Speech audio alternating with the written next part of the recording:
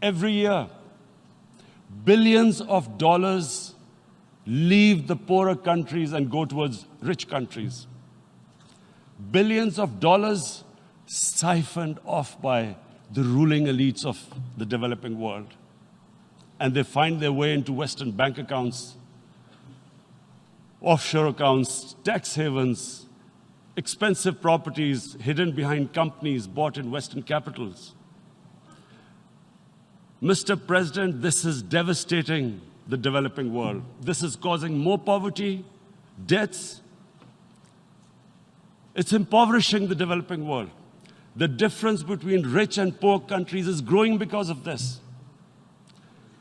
Money laundering, which happens because money leaves the poorer countries into rich countries, is not treated the same as, for instance, money from drugs or terror financing. The seriousness which terror financing and money from drugs, the way it is treated, it's not the same. The way the poor countries are being plundered by their elites. It's not happening.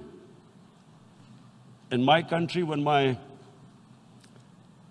I took charge of our government a year back, in the 10 years preceding that,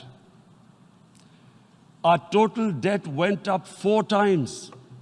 The debt we had accumulated in 60 years, just in 10 years, it went up 4 times.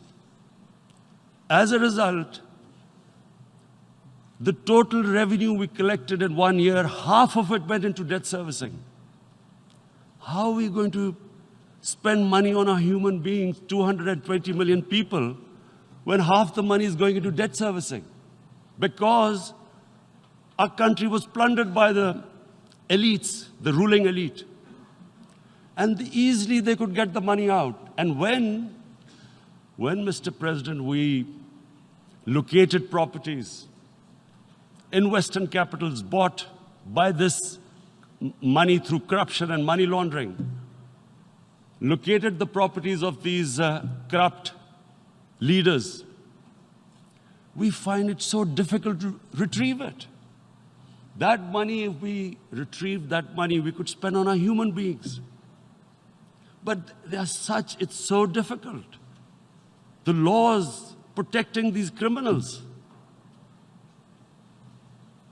We do not have the sort of money to have expensive lawyers and spend millions and millions of dollars.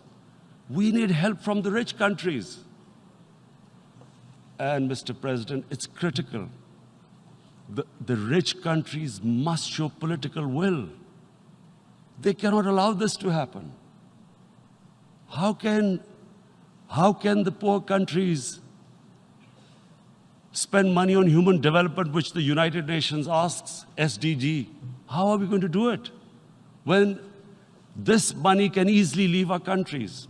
So, unless the rich countries intend to build walls to stop economic refugees coming as we see right now, they must take action. They must take action now. It must be a deterrent. Corrupt ruling elites should not be able to take money out easily and park it into foreign bank accounts and into these properties abroad. And I never understand why. Why do we have these tax havens? Why is this allowed? Why shouldn't rich people pay taxes?